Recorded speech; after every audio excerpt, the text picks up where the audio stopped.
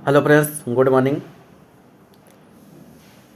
आप सभी को आपके अपने यूट्यूब चैनल KBSS स्टडी पर सभी लोग का स्वागत करता हूं। आज से हमारा करंट अफेयर्स का क्लास स्टार्ट होगा। अब आप सबको करंट अफेयर्स के लिए कहीं और नहीं जाना होगा, यहीं पर आपको मिल जाएगा। टाइम ना वेस्ट करते हम सीधे टॉपिक पर आते हैं अपने। PYQ के फॉर्म में करंट अफेयर्स का क्लास है। पहला क्वेश्चन हमारा है, हाल ही में युद्ध और सशस्त्र संघर्ष में पर्यावरण के शोषण को रोकने के लिए अंतर्राष्ट्रीय दिवस कब मनाया गया है? ऑप्शन नंबर ए दिया 4 नवंबर, बी दिया 5 नवंबर, सी दिया 6 नवंबर, डी दिया इनमें से कोई नहीं। तो ऑप्शन नंबर सी सही है हमारा, 6 नवंबर को मनाया गया है।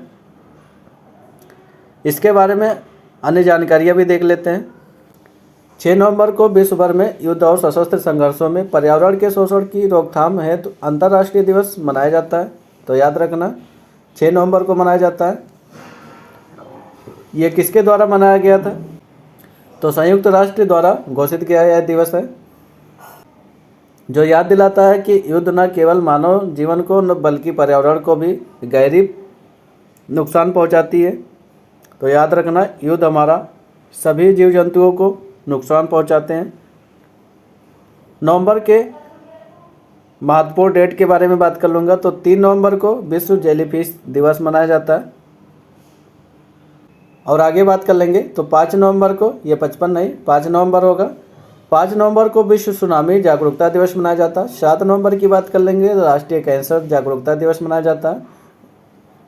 ठीक है। 8 नवंबर की बात कर लेंगे, राष्ट्रीय विधिक सेवा दिवस मनाया जाता है। 10 नवंबर की बात कर लेंगे, शांति और विकास के लिए विश्व विज्ञान दिवस मनाया जाता है। 11 नवंबर को बात कर लेंगे तो राष्ट्रीय शिक्षा दिवस मनाया जाता है। 12 नवंबर की बात कर लेंगे, विश्व नमोनिया दिवस मनाया जाता है।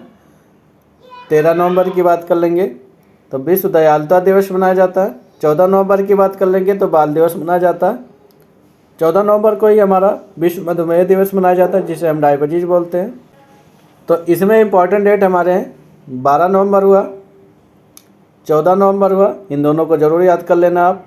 मधुमेह दिवस खासतौर पर पूछा जाता है, नमोनिया दिवस भी पूछा जाता है। आगे बात कर लेंगे तो 16 नवंबर को राष्ट्रीय प्रेस दिवस मनाया जाता है, यह भी इम्पोर्टेंट रहने वाला। 18 नवंबर की बात कर लेंगे तो राष्ट्रीय प्राकृतिक इतिहास दिवस मनाया जाता है। 19 नवंबर की बात कर लेंगे तो विश्व शौचालय दिवस मनाया जाता है। 25 नवंबर की बात कर लेंगे तो राष्ट्रीय मिर्गी दिवस मनाया जाता है। तो इसमें से आपको 3 डेट याद रखना है, नमोनिया दिवस हुआ, मधुमेह दिवस हुआ और राष्ट्रीय प्रेस दिवस हुआ। तो ये तीनों डेट याद रखना। अगला क्वेश्चन है हमारा, हाल ही में किस राज्य ने वैश्विक नेतृत्व के लिए AI इनोवेशन हब लॉन्च किया है? तो तेलंगाना ने यह लॉन्च किया है। तेलंगाना के बारे में अन्य फैक्ट देख लेते हैं। तो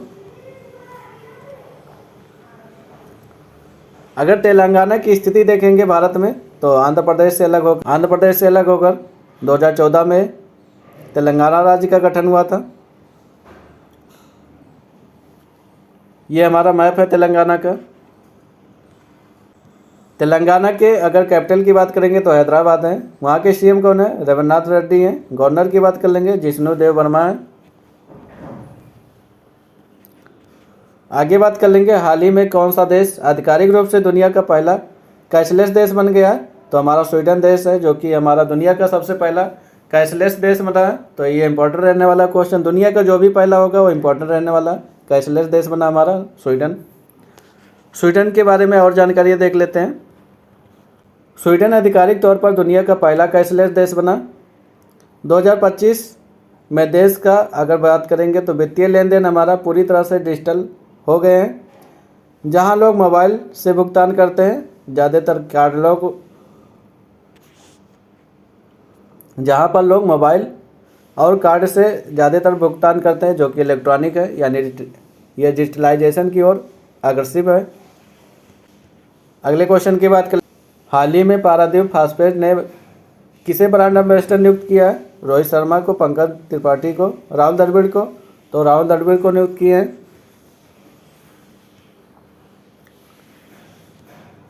आगे बात कर लेंगे तो भारतीय क्रिकेट के महान खिलाड़ी राहुल द्रविड़ को पारा फास्फेट लिमिटेड ब्रांड का एम्बेसडर बनाया गया है। तो याद रखना तो राहुल द्रविड़ को पारा फास्फेट लिमिटेड का ब्रांड एम्बेसडर बनाया, जो कि 5 नवंबर को नियुक्त किए गए हैं। अगले क्वेश्चन की बात कर लेंगे। हाल ही में किसे शांति और सुरक्षा के लिए 2025 का विश्व नेता पुरस्कार दिया गया है? तो श्री श्री रविशंकर को यह दिया गया है विश्व नेता पुरस्कार शांति सुरक्षा के लिए।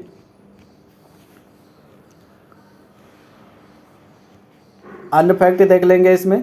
तो आर्ट ऑफ लिविंग फाउंडेशन के संस्थापक श्री श्री रविशंकर को जो पुरस्कार दिया गया है।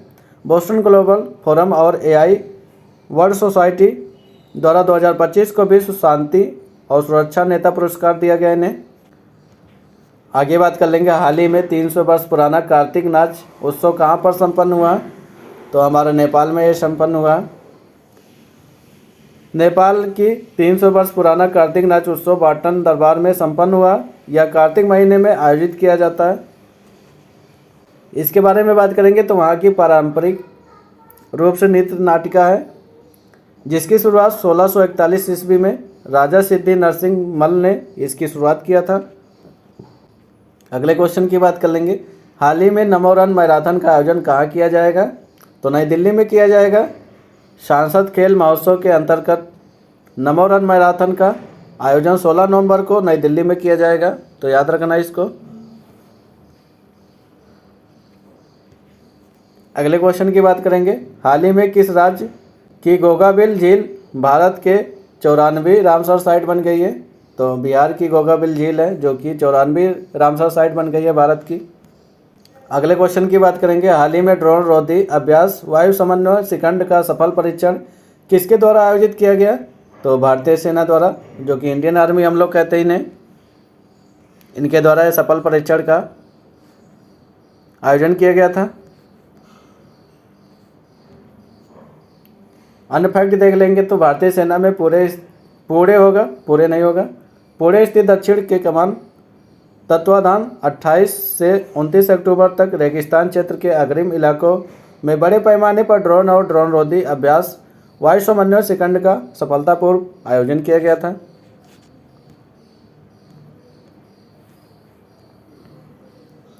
अगले क्वेश्चन की बात कर लेंगे। हाल ही में किसने पहला रोलेक्स पेरिस मास्टर किताब जीता है?